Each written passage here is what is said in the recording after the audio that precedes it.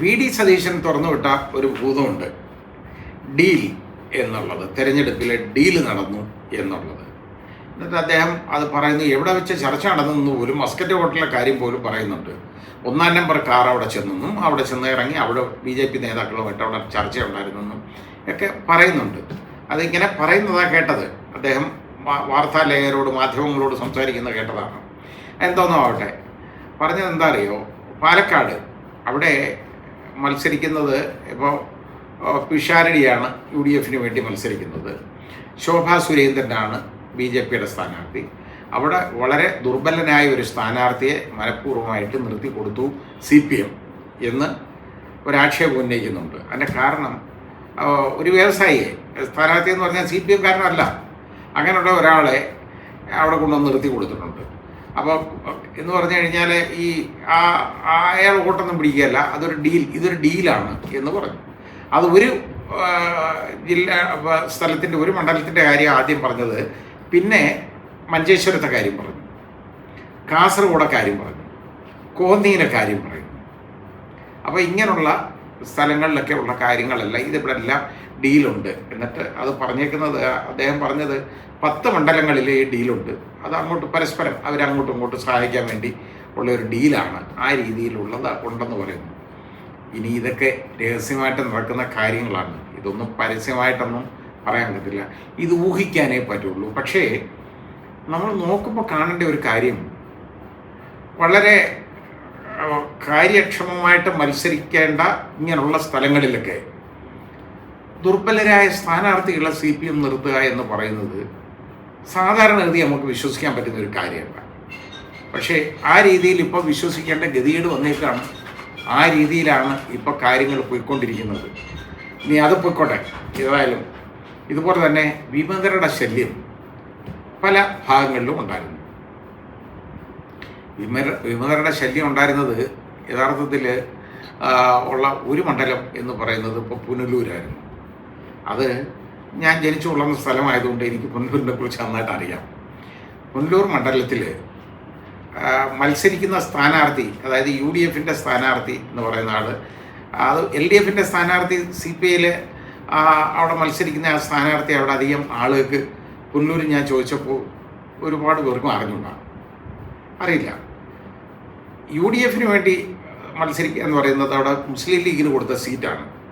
ആ സീറ്റ് സാധാരണഗതിയിൽ മത്സരിക്കുന്ന ആളുകളൊന്നും വലിയ കഴിവുള്ളവരൊന്നും അല്ലെ, എവിടുന്നൊക്കെ കൊണ്ടുവന്ന് കെട്ടി ഇറക്കി അവിടെ കൊണ്ടുവരുന്നതാണ്. കാരണം അവിടെ വലിയ പേരോട്ടമൊന്നും ലീഗിനുള്ള സ്ഥലമല്ല. പക്ഷേ അവിടെ മത്സരിക്കുന്ന സ്ഥാനാർത്ഥി എന്ന് പറയുന്നത്, ലീഗിൻ്റെ സ്ഥാനാർത്ഥി എന്ന് പറഞ്ഞാൽ എനിക്ക് വളരെ വേണ്ടപ്പെട്ട ആളാണ്.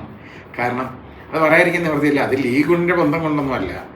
യൂനുസ് കുഞ്ഞ് മുതലാളി എൻ്റെ കക്ഷിയായിരുന്നിട്ടുണ്ട്. ഞാൻ അദ്ദേഹത്തിന് വേണ്ടി ഒരുപാട് കേസുകൾ നടത്തിയിട്ടുണ്ട്. അദ്ദേഹത്തിൻ്റെ മകനാണ് നൗഷാദ് യൂനുസ്. അപ്പോൾ നൗഷാദ് ഈ അടുത്ത സമയത്തും യൂനുസ് കുഞ്ഞ് മുതലാളിയുടെ ഓർമ്മ ദിവസമായിട്ട് ഞാൻ അവിടെ ഒരു പ്രോഗ്രാമിന് അവിടെ കൊല്ലത്ത് പ്രസ് ക്ലബ്ബിൽ ഇനാഗുറേറ്റ് ചെയ്യാൻ ഞാൻ പോയിരുന്നതാണ്. എന്നോടൊപ്പം അലക്സാണ്ടർ ജേക്കബ് സാറും ഒക്കെ ഉണ്ടായിരുന്നു. ഞങ്ങൾ പോയിരുന്നതാണ്. അപ്പോൾ അതൊരു വലിയ പ്രോഗ്രാമായിരുന്നു. അപ്പോൾ അത് അങ്ങനെയുള്ള ഒരു ഇത് സംഭവം നടക്കുമ്പോൾ ഇത് ഒക്കെ, അപ്പോൾ ആ അടുപ്പം എനിക്ക് ഈ നൗഷാദുമായിട്ടുണ്ട്. അതുകൊണ്ട് നൗഷാദ് കൊള്ളത്തില്ലെന്ന് ഞാൻ പറഞ്ഞത്, മിടുക്കനാണ്, നല്ല ആളുമാണ്, ഒരു പേരുദോഷവും കേൾപ്പിച്ചിട്ടുള്ള ആളുമല്ല, നല്ലൊരു വ്യവസായിയാണ് നൗഷാദ്, മിടുക്കനാണ്. അപ്പോൾ അത് ഇനി അതുകൊണ്ട് നൗഷാദ് വോട്ട് കൊടുക്കണമെന്നും തന്നെ ഞാൻ പറയുന്നത്. കാരണം ഞാൻ എന്തായാലും മുസ്ലിം ലീഗൊന്നും അല്ല. ഇനി അവിടെ എൻ്റെ ഒരു സുഹൃത്ത്, മറ്റൊരു സുഹൃത്താണ് ഈ നൗഷാദിനെതിരെ മത്സരിക്കാനായിട്ട് വിമത സ്ഥാനാർത്ഥിയായിട്ട് വന്നത്, നെൽസൺ സെബാസ്റ്റ്യൻ. അപ്പോൾ ഞങ്ങൾ പണ്ട് വളരെ മുമ്പുള്ള അടുപ്പമാണ് ഞങ്ങൾ. അപ്പോൾ ആ നെൽസനെ ഏതായാലും വിമത സ്ഥാനത്ത് നിന്ന് അങ്ങ് മാറ്റാൻ പറ്റി. നെൽസൺ എങ്ങനെയോ പിൻവാങ്ങി. അത് കോൺഗ്രസ്സുകാരെല്ലാം കൂടെ പിന്നെ തീരുമാനിച്ച് എങ്ങനെയാണ് നെൽസനെ കൊണ്ട് ഇന്നലെ, അത് മനസ്സോടുകൂടിയാണോ മനസ്സില്ലാതാണോ എന്ന് എനിക്കറിയില്ല, ഏതായാലും നെൽസൺ അതിൽ നിന്ന് പിൻവാങ്ങി. അപ്പോഴാണ് പുതിയ പ്രശ്നം വന്നത്. സഞ്ജയ് ഖാൻ എന്ന് പറയുന്ന ഒരു യുവ നേതാവ്, അയാൾ ഞാൻ മനസ്സിലാക്കിയിടത്തോളം നല്ല മിടുക്കനാണ്. അയാൾ കോൺഗ്രസിൻ്റെ ഒരു വളരെ ആക്റ്റീവായിട്ടുള്ള ഒരു പ്രവർത്തകനാണ്.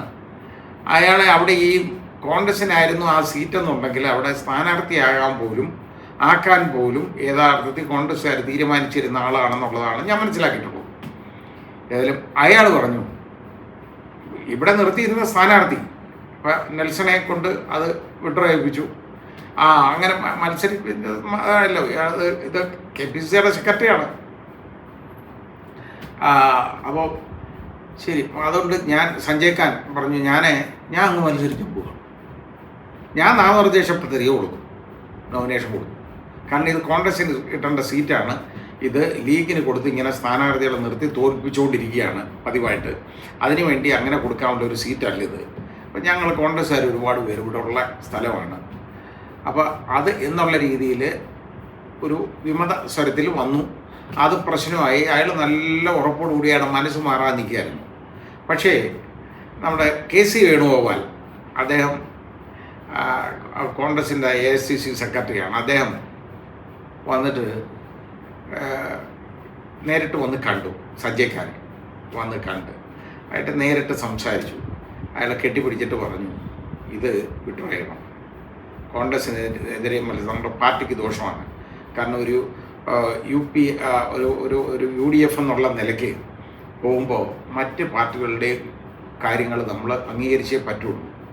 അതിനകത്തുള്ള മറ്റംഗങ്ങളുടെ പാർട്ടികളുടെ എല്ലാ കാര്യങ്ങളും നമ്മൾ അംഗീകരിക്കണം എന്നുള്ളത് നല്ല രീതിയിൽ പറഞ്ഞ്, അത് KC വേണുഗോപാലിൻ്റെ ശ്രമം കൊണ്ട് മാത്രം ആണ് യഥാർത്ഥത്തിൽ ഇപ്പോൾ സഞ്ജയ് ഖാൻ അതിൽ നിന്ന് ആ വിമത നീക്കത്തിൽ നിന്ന് മാറിയത്.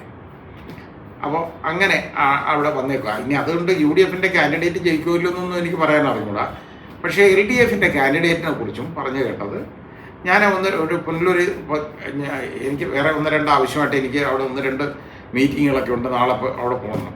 അപ്പം ഞാൻ 1-2 പേരെയൊക്കെ വിളിച്ച് ചോദിച്ചപ്പോൾ ഇയാളെ പുതിയ ഇവിടെ ആർക്കും അറിഞ്ഞുകൂടാത്ത ഒരാളാണ് എന്ന് പറഞ്ഞു. സുബാലിനെ എല്ലാവർക്കും അറിയാമായിരുന്നു, സുപരിചിതനായിരുന്നു. മറ്റേ ശ്രീനിവാസൻ സാറിൻ്റെ മകനാണ്, എല്ലാവർക്കും അറിയാം. അങ്ങനെ ആയിരുന്നു. പക്ഷേ ഇപ്പോൾ ഉള്ള സ്ഥാനാർത്ഥി, അതുപോലെ തന്നെ അതിന് മുമ്പ് ഉണ്ടായിരുന്ന ശ്രീ രാജു, വനംവകുപ്പ് മന്ത്രിയായിട്ട് ഒക്കെ നമുക്കിരുന്നല്ലോ, അദ്ദേഹത്തിന് അവിടെ എല്ലാവർക്കും അറിയാം. പക്ഷേ ഇതങ്ങനെ ഒരു അറിയപ്പെടുന്ന മുഖമല്ല അവിടെ എന്ന് പറയപ്പെടുന്നു. അതുകൊണ്ടങ്ങനെ ഇനി വല്ല സ്കോപ്പും ഉണ്ടോ ഇല്ലെന്ന് എനിക്ക് അറിഞ്ഞൂടാ. മുസ്ലിങ്ങളുടെ സാന്നിധ്യം ഒരുപാടുള്ളതാണ് ആ മണ്ഡലങ്ങളിൽ പല ഭാഗത്തും. ഉദാഹരണമായിട്ട് തടിക്കാട് മുതൽ നമ്മൾ ഇങ്ങോട്ട് നോക്കിക്കഴിഞ്ഞാൽ അവിടെ കാര്യറ, പുനലൂര്, ഈ ഭാഗങ്ങളെല്ലാം ഒരുപാട് മുസ്ലിം സാന്നിധ്യം ഉള്ള ഒരു സ്ഥലമാണ്. അതുകൊണ്ടൊക്കെ നൗഷാദിന് വല്ല പ്രയോജനം ഉണ്ടാകുമോ എന്നുള്ള ചോദിച്ചാൽ എനിക്ക് അറിഞ്ഞൂടാ. ഏണിയുടെ ചിഹ്നത്തിൽ നിന്ന് വേറെ സ്ഥാനാർത്ഥികൾ 2 പ്രാവശ്യം മത്സരിച്ച് തോറ്റുപോയിട്ടുണ്ട്, അതും അറിയാം. അല്ലാതെ ഇനി അവിടെ ആരെങ്കിലും മുസ്ലിം ലീഗിന് വേണ്ടി ജയിച്ചിട്ടുള്ളതായിട്ട് എനിക്കറിയില്ല. എന്തോ ആകട്ടെ, അത് ഞാൻ വിടുന്നു. ഏതായാലും KC വേണുഗോപാലിൻ്റെ തീരുമാനങ്ങളെന്ന് പറയുന്ന യഥാർത്ഥത്തിൽ ഈ കോൺഗ്രസ്സിന് ഇവിടെ UDFന് ഒരുപാട് ഗുണം ചെയ്ത തീരുമാനങ്ങളുണ്ടായിട്ടുണ്ട്. ശക്തമായ ചില തീരുമാനങ്ങൾ അവിടെ ഇരുന്ന് എടുക്കാൻ പറ്റിയിട്ടുണ്ട്. ഇപ്പോൾ K സുധാകരൻ്റെ ഇഷ്യൂ ഒക്കെ ആണെങ്കിൽ പോലും ഒരു തീരുമാനം എടുത്തു, അത് തീരുമാനം തന്നെയാണ്. ആ രീതിയിൽ മുമ്പോട്ട് പോകാനായിട്ട് പറ്റി. അത് ഒരു കഴിവാണ്, അതിന് സംശയമൊന്നുമില്ല. ഇതുപോലുള്ള കഴിവുള്ള ആളുകളൊക്കെ വേണം നേതൃസ്ഥാനങ്ങളിലേക്ക് വരാനൊക്കെ. അവർ കൊള്ളാം. എന്തായാലും KC വേണുഗോപാലിൻ്റെ ഇടപെടലുണ്ടല്ലോ, ഇതിനകത്ത് ഫലം കണ്ടു. വളരെ നന്നായി, ആ നല്ല രീതിയിൽ വളരെ ഡിപ്ലോമാറ്റിക്കായിട്ട് ഇടപെടാൻ പറ്റിയ ഒരു കാര്യമായി. KC വേണുഗോപാലും ഈ ഡീലിനെ കുറിച്ച് ശരിയായിട്ട് പ്രതിപാദിക്കുന്നത് കേട്ടു. വാർത്താലേഖകരോട് സംസാരിക്കുമ്പോൾ, മാധ്യമപ്രവർത്തകരോട് സംസാരിക്കുന്നത് കേട്ടു. അത് നല്ല ഒരു ഇടപെടലാണ് KC വേണുഗോപാലും അതിൽ നടക്കുന്നത്. ഏതായാലും ഇതിങ്ങനെ മുമ്പോട്ട് പോകട്ടെ. അതുപോലെ തന്നെയാണ് രമേശ് ചെന്നിത്തലയുടെ ഈ എൽദോസ് കുന്നപ്പള്ളിയുടെ കാര്യത്തിലുള്ള ഇടപെടൽ. ഒരു വിമത സ്വരം അവിടെ ഉയർന്നു വന്നതാണ്. അത് രമേശ് ചെന്നിത്തല നന്നായി സംസാരിച്ചതുകൊണ്ട്, എൽദോസ് കുന്നപ്പള്ളിയെ വിളിച്ച് സംസാരിച്ചതുകൊണ്ട് ആ പേഴ്സണൽ ടോക്കിൻ്റെ പുറത്താണ് അത് ഒഴിവായത്. ശ്രീ AK ആൻ്റണിയും അദ്ദേഹത്തെ വിളിച്ചിരുന്നു, സംസാരിച്ചിരുന്നു. അപ്പോൾ അത് ഏതായാലും ഇവരുടെയൊക്കെ ഈ ഇടപെടലുകളെന്ന് പറയുന്നത് വേണ്ടത് തന്നെയാണ്. കാരണം വിമത സ്വരങ്ങൾ ഇല്ലാതാകണം എവിടെയായാലും. അത് ഏത് പാർട്ടിയിലായാലും എൻ്റെ അഭിപ്രായത്തിൽ, അത് കോൺഗ്രസിൻ്റെ ഉള്ളിലായാലും UDFനകത്ത് ഏതെങ്കിലും കക്ഷിയിലായാലും അതുപോലെ തന്നെ LDF ആരായാലും വിമത സ്വരങ്ങളെന്ന് പറയുന്നത് ഇല്ലാതാകണം. ഒരാൾക്ക് സപ്പോർട്ട് കൊടുക്കുന്ന പോലല്ല, സപ്പോർട്ട് കൊടുത്തൊരു മുന്നണി ഒരാളെ സ്ഥാനാർത്ഥിയാക്കുന്നത് പോലല്ല സപ്പോർട്ട് കൊടുക്കുന്നു. അതുപോലല്ല വിമതരെന്ന് പറയുന്നത് വളരെ വളരെ ഒരു ബുദ്ധിമുട്ടുണ്ടാക്കും, ഒരു എംബരാസ്മെൻറ്റ് ഒരു മുന്നണിക്ക് മുഴുവനായിട്ട് ഉണ്ടാകുന്നതാണ്. ആ മുന്നണിയിലെ തന്നെ ശിഥിലമാകുന്നതിന് തുല്യമാകും അതോടുകൂടി. അത് മാത്രവുമല്ല, അതേപോലെ തന്നെയാണ് ഈ അപരന്മാരുടെ കാര്യം. അപരന്മാരെന്ന് പറഞ്ഞ ഓരോരുത്തരും ഓരോ പേര് ഉണ്ട്. അപ്പോൾ അതാണ്ട് ശ്രീ G. സുധാകരൻ മത്സരിക്കുന്നിടത്ത് അദ്ദേഹത്തിനൊരു അപരൻ കണ്ടോ. അപ്പോൾ ഇത് അപരന്മാരെ എവിടെ ഉണ്ടോ അവിടെ മനസ്സിലാക്കിക്കൊണ്ടും വെയിറ്റുള്ള സ്ഥാനാർത്ഥികൾ എവിടെ നിൽക്കുന്നു, കൊള്ളാവുന്ന സ്ഥാനാർത്ഥികൾ എവിടെ നിൽക്കുന്നു, എതിർഭാഗത്തിന് ഭയമുണ്ടെന്നുണ്ടെങ്കിൽ ഏതെങ്കിലും ഒരുത്തനെ ഇതുപോലെ താങ്ങി പിടിച്ചുകൊണ്ട് വരും. ഇതേ പേരുള്ള ഒരുത്തനെ കൊണ്ടുവന്ന് അവിടെ നിർത്തും. പിന്നെ ചിഹ്നത്തിലാണ് അങ്ങനെ വരുമ്പോൾ വളരെ ഇമ്പോർട്ടൻസ് ഉള്ളത്. അതുകൊണ്ട് ചിഹ്നം വളരെ പിക്യൂലിയറായിട്ടുള്ള പ്രത്യേകതയുള്ള ചിഹ്നം നോക്കിയെടുക്കുക എന്നുള്ളതാണ് ഒരു വലിയ വെല്ലുവിളി. ഇല്ലെങ്കിൽ അത് അപകടകരമാവും. കാരണം ഈ പറയുന്ന വിമതനും, അതായത് ഈ അപരനുമായിട്ട് ചേരുന്ന അപരൻ എടുക്കുന്ന ചിഹ്നത്തിനുമായിട്ട് ബന്ധപ്പെടുന്ന ചിഹ്നമാണെന്നുണ്ടെങ്കിൽ ഒരുപാട് വോട്ട് പോയി കിട്ടും. പണ്ട് ശ്രീ വി എം സുധീരൻ അവിടെ ആലപ്പുഴയിൽ നിന്ന് അവിടെ അദ്ദേഹം തോറ്റുപോയത് ഏതാണ്ട് വളരെ കുറച്ച് വോട്ടിന് തോറ്റുപോയി. അതിൻ്റെ ഇരട്ടി വോട്ട് ആ വിമതൻ അപരൻ വേറൊരു സുധീരനെ എവിടുന്നോ കൊണ്ടുവന്ന് നിർത്തി അവർ അദ്ദേഹത്തിനെ തോൽപ്പിച്ചതാണ്. എന്ന് പറയുന്ന പോലെ ഇത് ഈ അപരന്മാർ പലപ്പോഴും വളരെ ശല്യം ഉണ്ടാക്കും അത് സൂക്ഷിച്ചില്ലെങ്കിൽ. അതുകൊണ്ടത് വളരെ സൂക്ഷിച്ച് വേണം അവരോട് ഈ അപരന്മാരോടുള്ള ഇടപെടൽ.